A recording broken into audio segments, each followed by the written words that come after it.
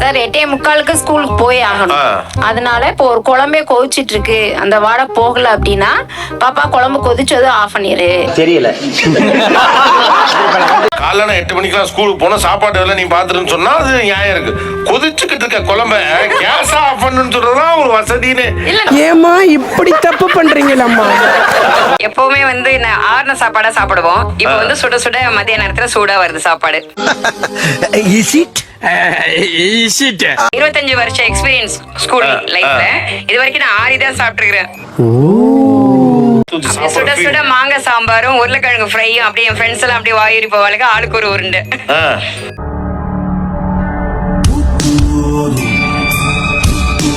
இந்த 25 வருஷமா நம்மளோட பாரத்தை யாராவது தாங்க மாட்டாங்களா, நம்ம இதே ஓடிண்டே இருக்குமே ரொம்ப ஃபீலிங்கா இருக்கு. இப்போ மருமக வந்த பிறகு ரொம்ப ரிலாக்ஸ்டா இருக்கு. பாக்தியில ப்ராடக்ட்ட 30 வருஷம் எக்ஸ்பீரியன்ஸ்.